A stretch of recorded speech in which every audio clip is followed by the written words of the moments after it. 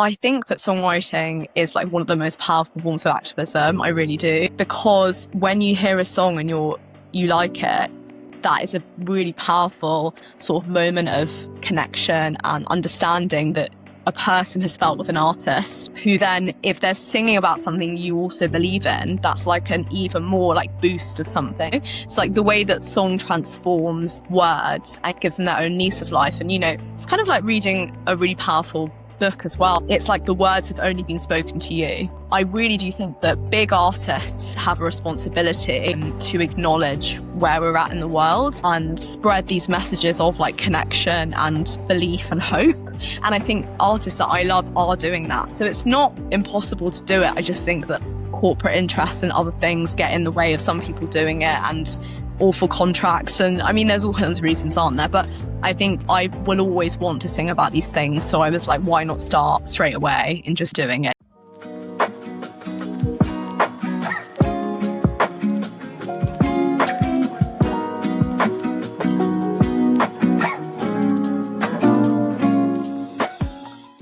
Hello and welcome to the Crescendo podcast. And we also welcome Poesie. Welcome. Hello, thank you so much for having me. Yeah, it's great. It's fantastic to have you here. And for anybody discovering you for the first time, you're a London-based, Brighton-born artist creating this fantastic blend of like synths and indie pop and all crazy stuff, electronic music, and like you have like a background in theater as well, I might say. Yeah. So yeah, it's just a massive blend. It's good. That's good. And you also describe yourself as a Gaia with a synthesizer, which is crazy. Like who would do that? Thank you. You would do that. Yeah. I love rhyme, so like I guess that's where we'll get into that later. But yeah, that's part of it. The only thing about Gaia is like when I play the Sonic game. My God, I've actually not played that, but someone else has referenced that before. Yeah. Dark Gaia is like a whole kind of thing. Anyways, I'm not talking about that. All right. All right. I guess to start off with, who is Poesie and where did this project come from? Who is Poesie? Well, Poesie is me and Poesie is not me, I suppose. Poesie is my artist name. So it's that lovely freedom that you get when you have like an artist name, a title, rather than just kind of using your day-to-day name. But Poesie is basically the poetic and hopeful expression of where humanity could go if we work together in music form. So that's very creative, honestly. Not ambitious at all. I think like hopeful is the word that I sort of use for the project a lot. And, even though I talk about the planet and sort of ways I think we're being divided a lot at the moment, I think ultimately it's like a very euphoric and positive project. Yeah. So yeah, I'm Poesie at the centre, and I have an amazing band that I'm performing with, and lots of other people are now part of the project too, which is really amazing since its inception a really short time ago. Absolutely fantastic. Like, I mean, one of your songs don't really say much about that, but we'll get into that later. This is like the big subtext, yeah. I guess, you've been writing songs since you were a child. What was it about songwriting that first grabbed you, and like what were the influences? I think what grabbed me first about songwriting was the kind of state of play that I could achieve when playing with melody. And I feel like there's something about your first art form as a human being. Like I think we all have like an art form that we channel ourselves through, even if we don't consider ourselves like professional or focus on kind of getting better at something. But I think for me, song and music was always that. And I just have always loved the game of creating melodies and finding how words fit together and absorbing the different ways that people do it. So I guess growing up, there was a lot of different music in our house. I mean, there was like CDs in the car, and I had loads of like strange compilation cassettes. That tells you a bit about how old I am, which I would like rewind to listen to things. I even think the sound of rewinding is kind of part of, the sonic like tapestry of the kind of late 90s and early noughties anyway.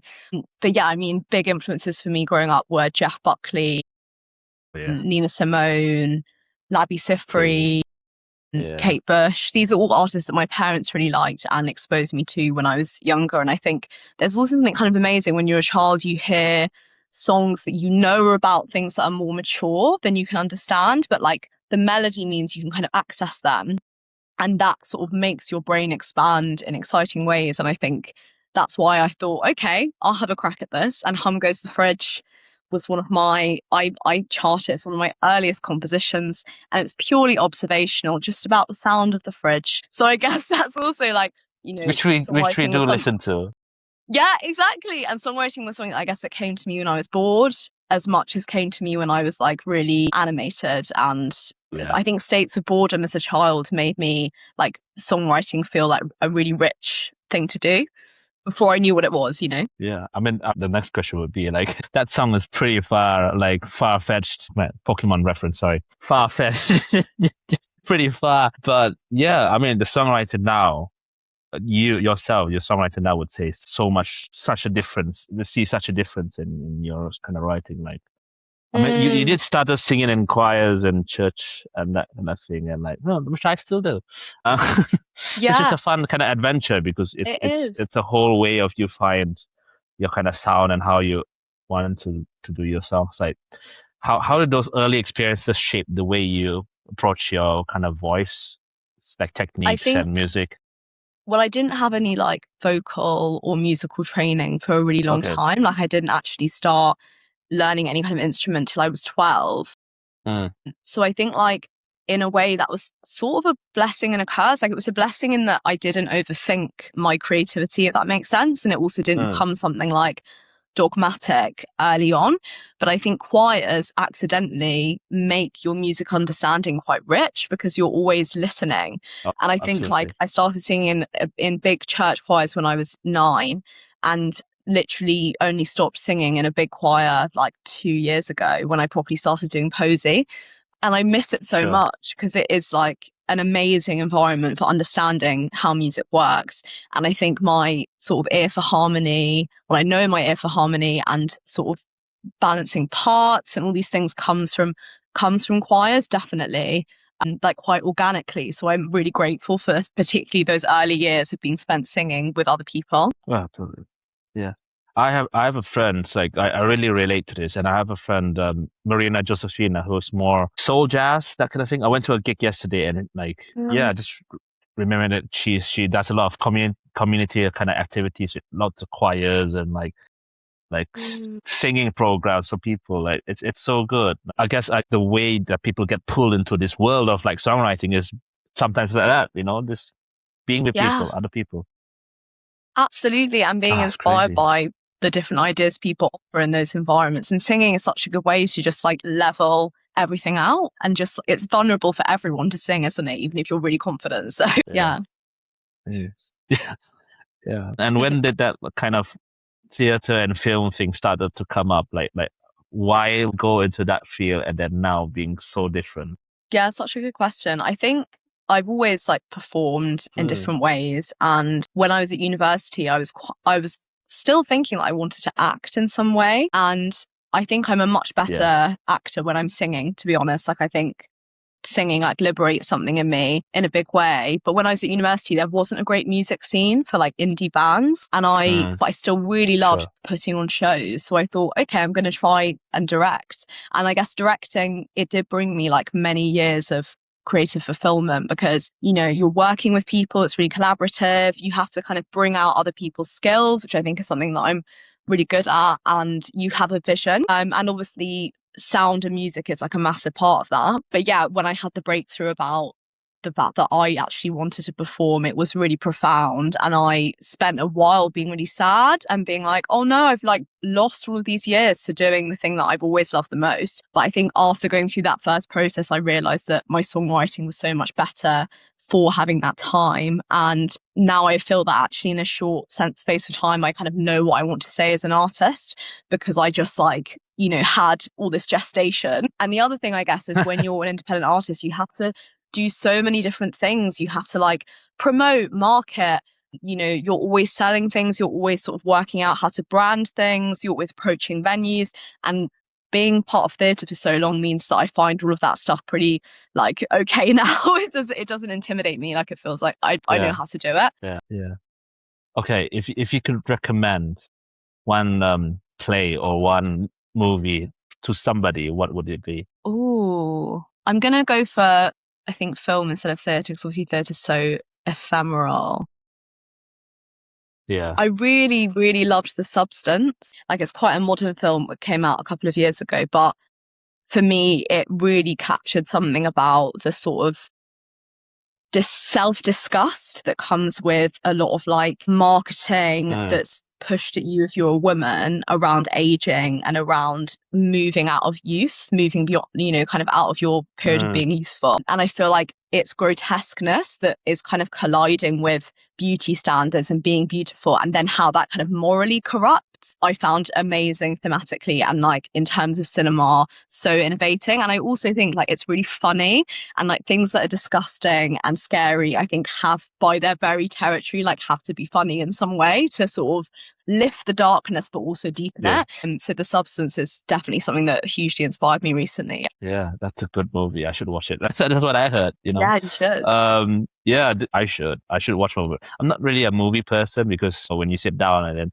oh, it's 3 hours. Oh well. I but know. but Well, when The you're at home, Substance it's a is bit like, I easier, think, isn't it? just under 2 hours actually.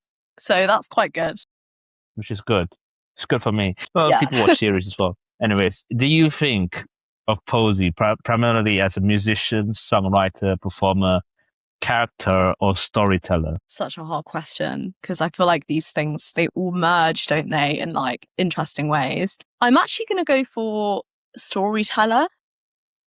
Actually, that's kind of a surprise to myself in a way, but I guess I'm going to go for storyteller because I feel like telling stories is what sets us apart as a species. And I do think that there's something about the project that I'm trying to do, which is about like what makes us human. And so I think storytelling is what I'd say that is. So I try to tell stories in my songs, and I think my latest release, somebody actually just said to me like, oh, it tells a great story. And I was like really pleased with that compliment. I hadn't had it about one of my songs before, and I thought like, oh, you know, what is every piece of art but storytelling?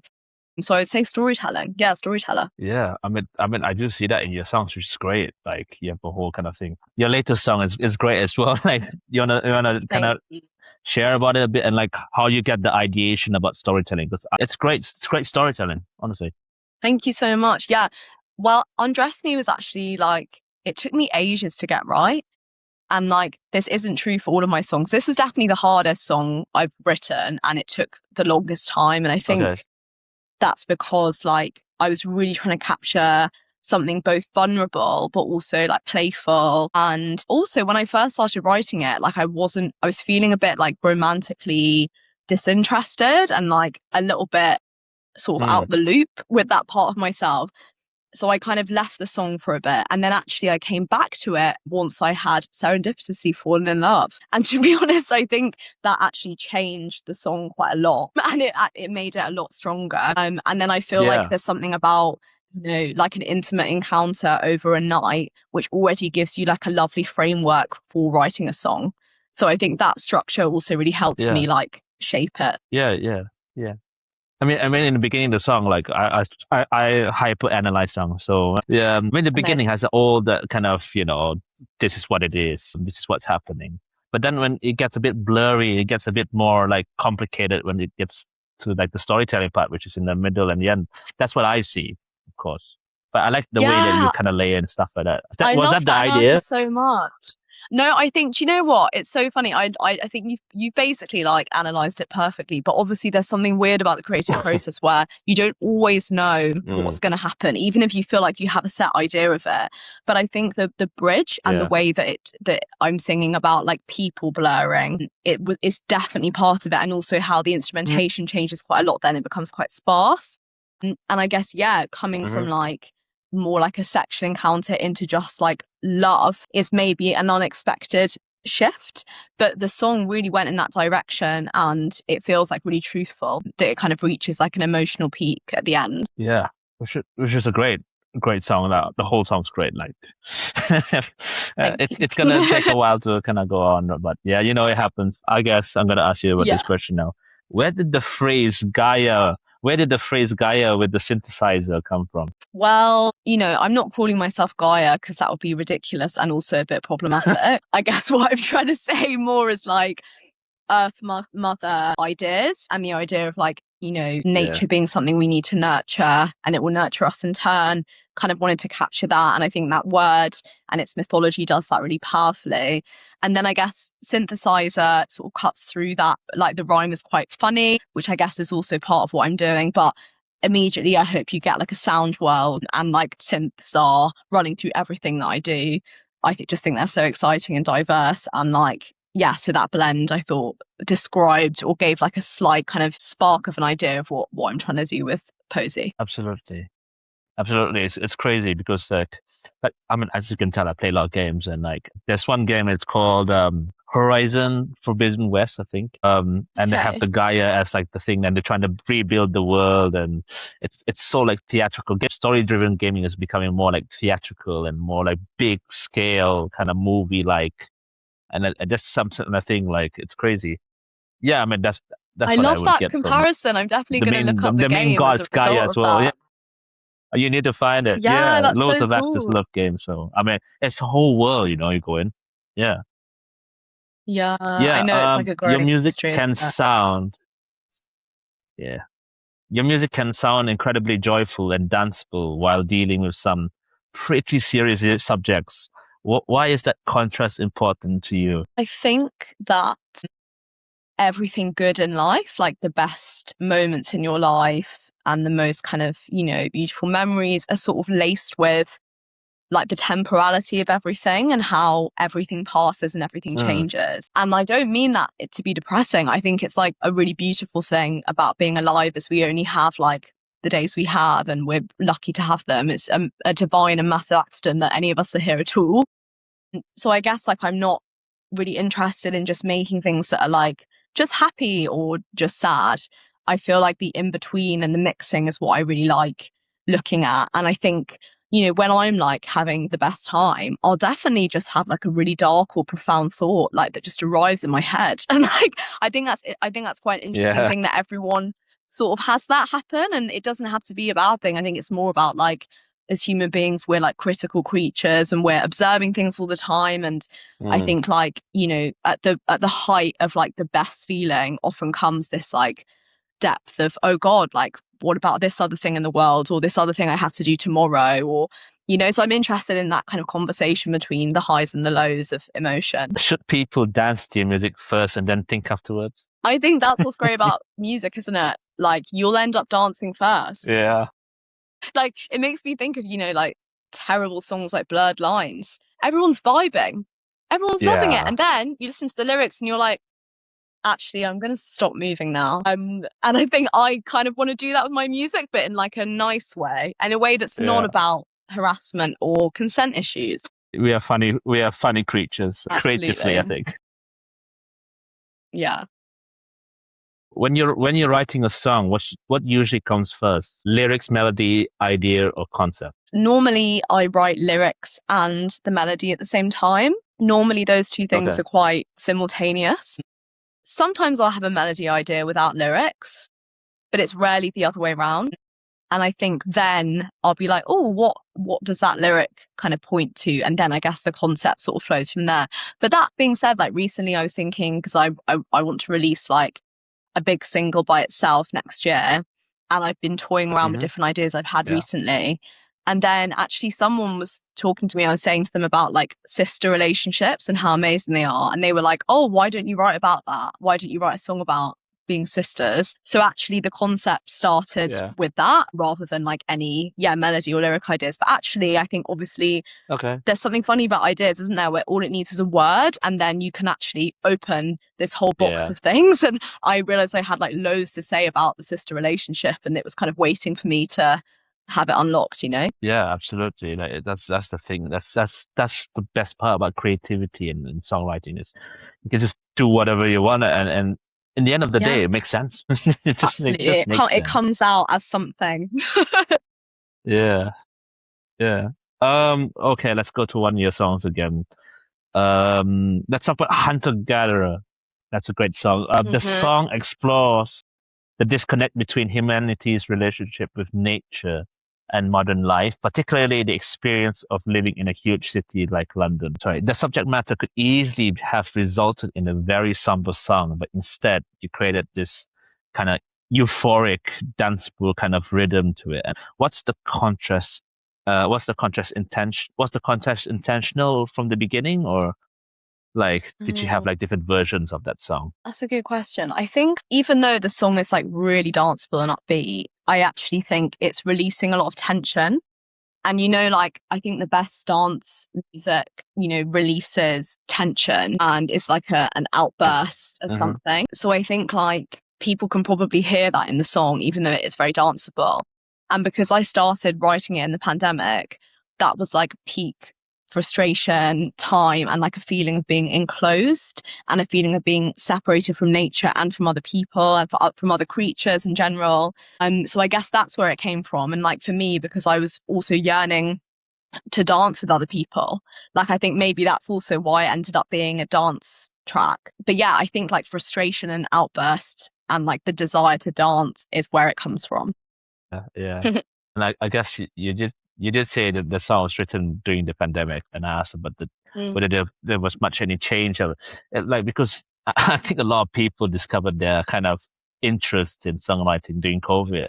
Can you take us back to then? Yeah, sure. I mean, it was such a like profound time for me, COVID. It was a sad time, obviously, like for everyone. I lost a relative, which was really, really sad. But I actually also had some really fortunate things happen during COVID as well. Like I was living with my cousin and I was living for free in her guest room. And I was working once a week for her, making drinks for hospitals, like making smoothies and juices and stuff, which was really amazing because it made me still feel like connected in some way. And I had a colleague at that time. So I saw, when everyone's life got smaller, I saw like 4 people a week, the same people on repeat. And I think there was something about the quietness of that time. Like there was something about how everyone had to go inward that I actually found really helpful because I'd been like racing through my 20s, making loads of shows, being really busy, and suddenly I had to stop. And when I stopped, the thing I wanted to do was make music. So I just made a little home studio setup, like very rough, and started like recording ideas and kind of making things from scratch on Ableton. And that was like a massive awakening for me, and something definitely changed. And even though I didn't know it then, Poesie was definitely born at that moment, Yeah, absolutely. It's so many great stories I've listened. I mean, on this podcast itself, like there's so many different stories from other people. So just many. like, wow, this is crazy. Like, and now music is so enriched by that. Like you and everybody else who's done it since COVID. It's just great. Yeah, fantastic. Yeah, I mean, you mentioned you did some shows when you were still doing theater. Like, what kind of shows? And like, I'm sure it must be a different life compared to like now, like how busy you were and the weekly, the daily things even you have to do. Yeah, it feels really different now, but I'm really enjoying performing rather than watching my shows. It's like it's like a big, like clear position shift. Do you know what I mean? It's quite weird. Yeah. I'm really like enjoying it a lot. But the hustle never stops. The hustle is continuous. Like now I'm just hustling in a different way. Yeah, I would say like the shows that I made were very diverse and different. So I made like work about the environment, I made queer theatre, I made comedy, and actually like all the things that I was interested in directing have kind of ended up in Poesie in one way or another, either in like the tone of how I write or the way I look at the world. And yeah, they were really amazing years. Like I learned so much and I wouldn't change any of it. And I think it was like sort of a real training ground for resilience, like the resilience you need to be an artist. And I think, it's definitely really helped me. And whenever I feel a bit sad that I haven't been performing for longer and making music for longer, I just think like, but it gave me so much to sort of work up to it. But yeah, very different feeling now for sure. Yeah, that's good. Just thinking about the past and the things that's happened. So many people have even changed professions and started doing music. Yeah. Like myself, real estate. I studied real estate. I was like, well, there's no job, so I need to do something in life. So I'm going to get to this, you know what I'm saying? I'm really still classically kind of inclined and think about all the music and stuff like that. But yeah, it's just nice to experiment and find new people to talk to. Like, it's so good. Definitely, and stay curious and not think that life has like one thing in store for you. It's just so important to be flexible, isn't it? Yeah, exactly, absolutely. I'm a big fan of your debut EP, Lost Romantic. It feels Thank like you so much. that that kind of introduction to several different sides of you, which is great. What do you want that EP to establish about you as an artist? I think like there are sort of three ideas in that EP, like crudely speaking. There's love and romance, there's nature, and then there's sort of vulnerability and communication. And I guess like all those three themes are my main Poesie talking points. So I guess I was starting this kind of like a manifesto. Like they're the things that I really want to speak about and question, and I'm sure I'll bang on about them, you know, till I die. So I guess that's what the EP was trying to start with. Like, this is what I'm about, you know. And I'm proud of how it came out for that reason. Yeah. The title immediately raises some questions. Like, what does it mean to be a romantic in 2026? What a huge question. What a you know, kind of mousetrap of a question. Yeah, it's really it's a kind of hard one to unpack, because I feel like the idea of romance has been quite like stolen from us by capitalism in many ways. Like romance is just being about like something you can buy, you know, like everything is like something that you can package neatly and buy. I think I'm trying to tap into like something much older about nature and the self, like the romantic poets kind of thinking about like, how do I fit with nature and how do I feel when I look at nature and the world? And so that idea of romance, but then I guess also the romances even older of kind of medieval time and like stories of romance and like courtship, and like the ways that I can set these stories and ideas now that make them feel modern and also like variously empowering and sort of scrutinizing of different power dynamics. But I think the essence of romance is about something hopeful between individuals, like the idea that people can surprise you, the idea that like the mundane can be romantic.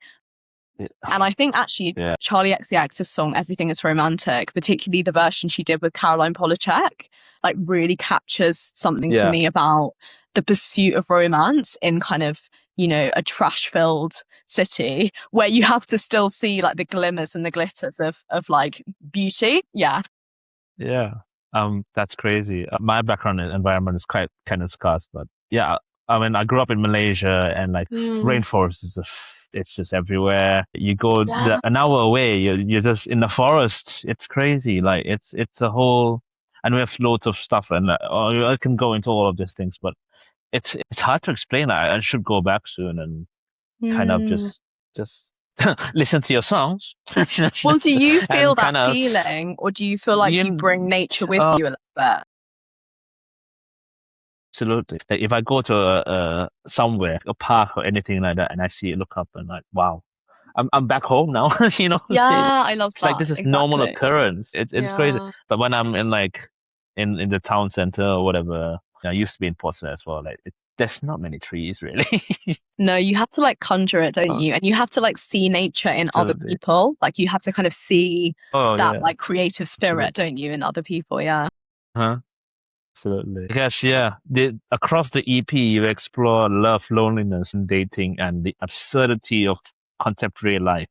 Are you more interested in romance itself, or in the strange ways modern society has changed how we experience romance? I think, again, they're kind of inextricable from each other, but I'm interested in like the act of resisting how society has subverted or is trying to subvert romance. And I'm interested in preserving intimate and like quiet and like private ways that people express themselves to each other. And I guess that's also a kind of reaction to loneliness. And I really believe that there's, you know, a community that is like nurturing and like a really special community out there for everyone, and for like the best part of themselves to be brought forward. And I feel like there's something about the way that human nature is being construed and misconstrued and used against us, particularly by like big tech, that is sort of making us feel like that's not possible or making us forget our humanity. So I think I'm trying to like in my music just like shake everyone awake a little bit, because I do believe we do know this stuff. I think we're just in a process of like sleepwalking and forgetting at the moment. Yeah, exactly. I'm going to highlight two of your songs. You previously described Lost Romantic as your happiest track and Cry Baby as your most reflective. I mean, it does say what it is. What does each song reveal about different sides of you as an artist? I think Lost Romantic, there's something about like laughing at and like sharing in the joke with everyone about how ridiculous pursuits of love and connection have become. Yeah. I think that's why I guess happy in like a maybe like hapless or like hapless but like happy in spite of it all way. And then Crybaby's definitely reflective and quite personal, because I didn't actually realize I was writing about myself when I started writing it. It was kind of a surprise. Like the song actually led me down a path of self-discovery that I didn't see coming. So that's why I describe it as reflective. But Crybaby's definitely very triumphant. Like it feels really like a celebration. And I think that's because of that kind of journey that it allowed me to go on. So weirdly, the song was a process of reflection, and like it kind of created that for me. Yeah, definitely. I think I had a strange year before starting Poesie where I was like working on a directing project that was going really well and getting a lot of success, and there were so many amazing things about that project. But I remember there being a couple of moments where I felt so sad and I couldn't really work out what was going on. And that was really difficult. And I felt quite lost in my feelings, and I didn't know how to kind of climb out of them. And it took me like quite a while to be able to kind of elucidate to myself what was going on, and realizing that I had to shed like a lot of fear and like negative, ideas about myself, and also expectations I'd set that I actually didn't even know if I wanted, in order to kind of get to the next stage of my life and my creativity. So yeah, I think of like that version of myself and then how I feel now. And obviously, I'm still have like a lot of sadness and vulnerability about where we're at in the world and like things that I feel about, my own journey. But at the same time, like I'm definitely in the better place now to like make something of those things within an art form that feels so true to who I am. Yeah, so it's like night and day these last few years, Yeah, absolutely. Yeah, your music feels very connected to your ideas, as you kind of share with us already. Humanity, ecology, equality, all this sort of stuff. But do you see songwriting as a form of activism? It's a good question. I think that songwriting is like one of the most powerful forms of activism. I really do, because when you hear a song and you like it, like that is a really powerful sort of moment of connection and understanding that a person has felt with an artist, who then, if they're singing about something you also believe in, that's like an even more like boost of something, It's like the way that song transforms words and gives them their own life, gives them their own lease of life. And it's kind of like reading a really powerful book as well. Like it's like the words have only been spoken to you, and I think like I really do think that big artists have a responsibility to acknowledge where we're at in the world and spread these messages of like connection and belief and hope. And I think artists that I love are doing that. So it's not impossible to do it. I just think that like corporate interests and other things get in the way of some people doing it, and awful contracts. And I mean, there's all kinds of reasons, aren't there? But I think I will always want to sing about these things. So I was like, why not start straight away and just like in doing it, Yeah, absolutely. Absolutely. Is there anything you feel the music industry currently gets completely wrong about what young and emerging artists actually need? I think that artists are like at every stage of their career being made to feel that they have to chase trends. And I think that's really, really poisonous. Correct. Yeah, it's really poisonous for creativity. It like stunts it at every stage. And I think that's terrible. And I also think that, the industry doesn't actually know how it feels about trends as well. Like it itself is following a trend of thinking that if a song has virality, that it has an audience that's meaningful, and also that virality, I mean, even the word is kind of horrendous, but that virality is something that art should chase. And so I think that is definitely going really wrong. And I think the way to fix it is, well, there's a few things to do, like banning certain platforms. Personally, I think that would solve a lot of problems. But I think the main thing that artists are craving is space, opportunity to perform, and like an equalizing of financial resources and access to music, from like all the way down to education, all the way through. Otherwise, you'll just get the same people making music, and hidden barriers to being an artist as well. So yeah, they're the main things I think the industry has got wrong. Yeah. Yeah. Because I mean, I asked that question because there's so many different like organizations and people that just trying to help, and then sometimes communication as well. Like you just don't get enough communication about who's supporting who and who's giving money to who and funding and stuff. Like in the Northeast, like from just experiencing the environment here, like there's so much help for people here. Like you just go to one gig and you find somebody and like, okay, I go to a program, blah blah blah, songwriting and whatever. It's just the communication, isn't it? Like if you're in a place like London, like there's so many things happens at the same time, and like totally, it's communication and community. People just need to find a platform, you know? Yeah, exactly. Yeah. I know the Northeast is so good with its organizations and like bringing people into them, and I think like those organizations have to like actually go into communities, because we can't just have all the call outs on Instagram. Like it's not the best way to reach people, you know? They might miss it. Exactly. Yeah, but I think it's great that you've highlighted that there are opportunities out there. We just have to like shout about them and share them. Exactly. But there could be more. There could be more. There could be even more. Mm-hmm.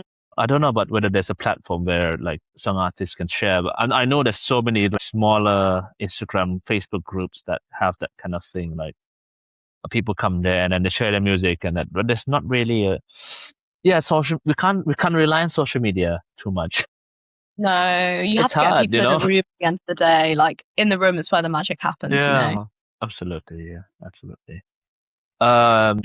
Let's move on to like a new chapter, new song, really. Like the songs that you've released. I mentioned Undress Me earlier, and now we're going to talk about Curious Eve, one of my favorite songs. Like it's such a fun, like, yeah, you have so many different kind of things happening there. Like, how would you like to explain that? Like, there's so many things. Yeah, there's a lot going on. I'm glad you like it. It is so like victoriously unsubtle, Curious Eve, but like that is what makes it a good song, I think. So yeah, I guess the idea came to me again. I just had this like phrase, I'm Curious Eve, and it came from these ideas when I kind of wandered, you know, when it just popped into my mind. I was thinking about like femininity and sort of, I was, you know, a Catholic, brought up a Catholic, so ideas of like shame and, you know, female sexuality, but beyond that also like having a voice, having things to say, and this kind of crazy idea that like there's something dangerous. Well, there is something dangerous in our thoughts and our opinions and our voices, but it doesn't mean we shouldn't express them. And you have to say like dangerous to whom? Like who is it that my voice is dangerous to? So I kind of wanted to write, I guess, like a feminist song that is really like declares itself as that, imagining Eve as this voice for like trying to express lots of different frustrations of women today, but also beyond just like talking about body politics, because I feel like some conversations of feminism have gone really down that rabbit hole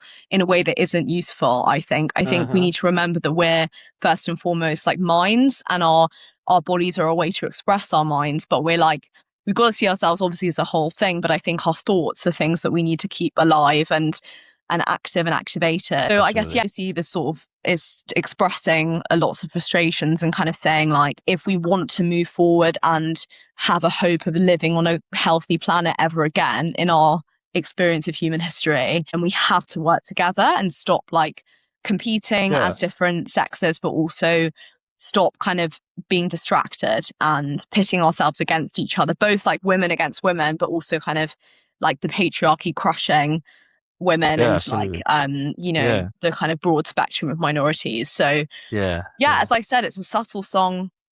It's, you know, messages are very hidden. They're not at all very hidden, very very hidden. I studied about feminism when I was in doing a diploma in media and everything. Amazing. And it was and you just understand like feminism is not just about hierarchy. It's not just about that. It's about Yeah, people against each other, saying like absolutely. it's Absolutely. And just what it actually, is, it's funny you say that, Trevor, because when I was asked, do you feel like hesitant to use the word feminist? And I was like, no, because we've been made to understand feminism as this like this thing that's about like, men can shut up, when it's literally not about that at all. It's just about understanding that everyone is part of this battle for equality, Yeah. and we need everyone's voices to be active, some more than others. Absolutely. Yeah, of course. Yeah, of course. Absolutely. Yeah, Patrick Wolf has been particularly important to you, and you talked about hearing Magic Position when you were 11 and how much it's affected you.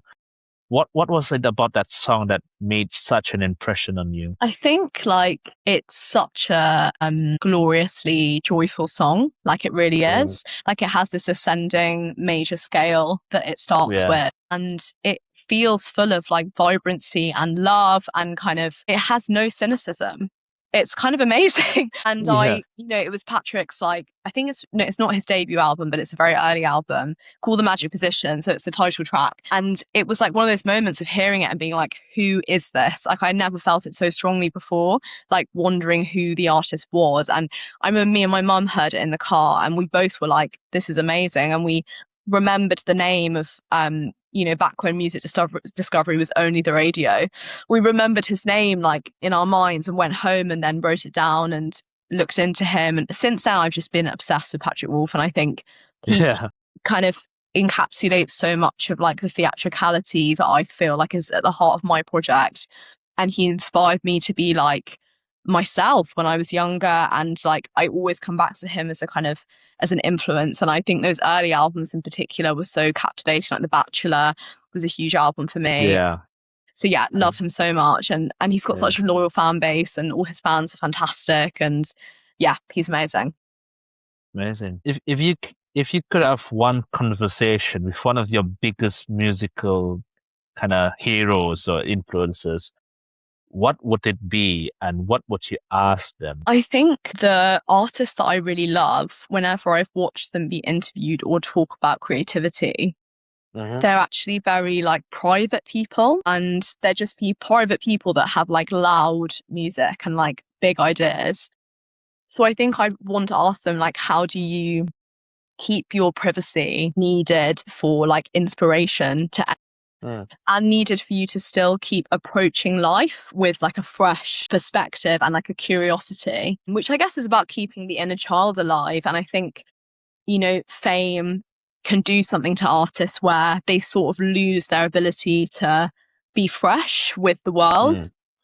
And with their own art. It doesn't happen to everyone by any means, but like I want to know how they keep that sort of pure in a way, and how they keep that like a special flame, how they keep the flame kind of lit for themselves.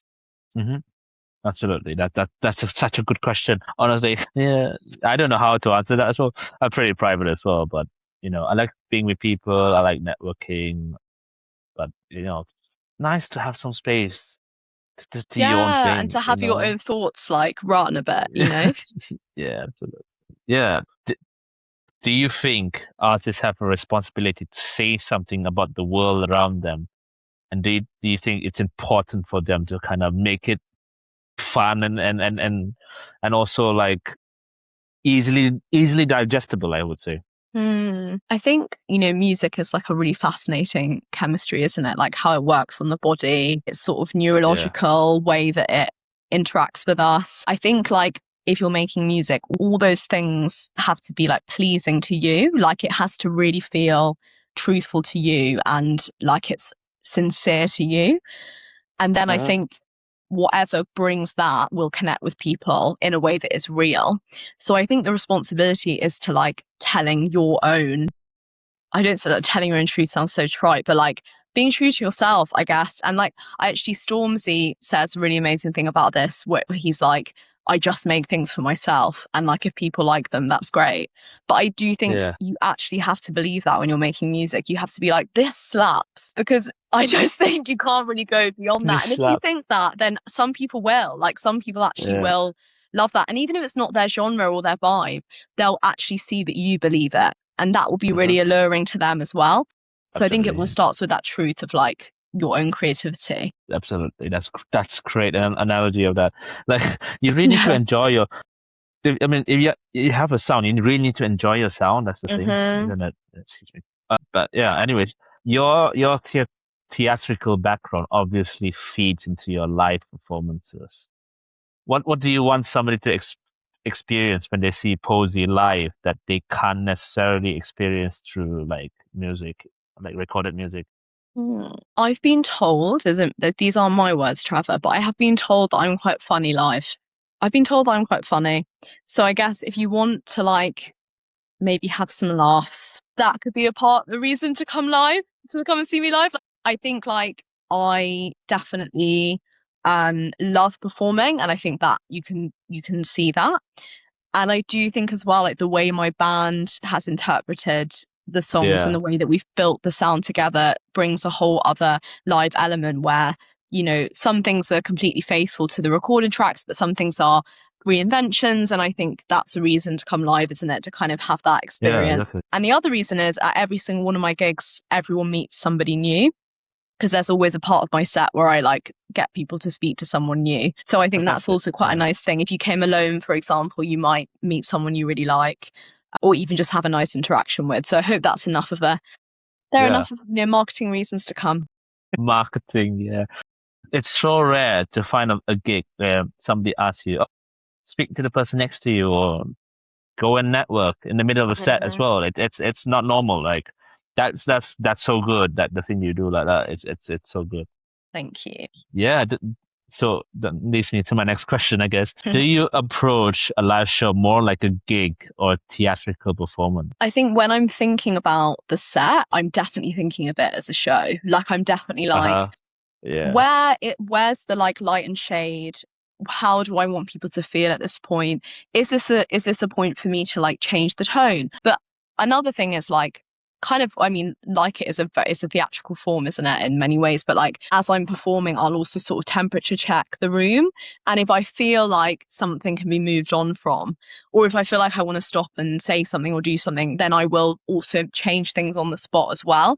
So I guess in that way I'm also thinking a bit like a kind of theatre production, and also the different elements. Like I like to have something visual, again, like something a bit interactive. Like the music, obviously, you know, the music does its thing and speaks for itself, but I think the things around it are what make it memorable as well. Absolutely. That's a great answer. And like, what has been your kind of favorite live moment so far? It was quite cool at my EP launch last year at Dash the Henge in Camberwell. Shout out to them, they're amazing. Lovely. Such a great place. The crowd did sing my lyrics for Hunter Gatherer at me, and that was cool. That's good. Yes, and I think the other thing that's been really amazing is just meeting people from all walks of life who like the music. Like there was this guy, you know, in his 50s who was alone at a gig but comes every week because he loves the venue, and he's just this Australian guy who's like, Poesie, I love your music. And I was like, thank you so much. And he bought a cap. And we had a really nice chat. So I think those things are really special to me as well. Like the way that, again, music, just you don't know who's going to like your music. I think that's really magical. Absolutely. That's a fun thing to have, like people just enjoying your music. That's what you want. You know, that's just what you want in life. Yeah, that's the ideal. Yeah. Yeah, that's the idea. You worked across music, theater, and film. Do you see yourself eventually bringing those worlds together in one larger project, like an album, maybe? Definitely. Okay. Yeah, definitely. And I think in terms of film and like storytelling in general, sooner. That's what I'm going to say on that. So watch this space. Okay, but fantastic. Like, yeah, if you had a particular strategy, right? To kind of, if you had a big project, another big project, you wanna do merch and stuff like that.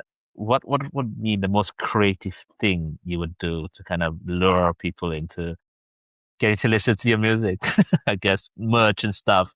Yeah, that's tricky. I don't want to give away all my ideas. What is something I could say? No. I think like, to be honest, I think live, just any form of like live event or happening is a really good way to grab people.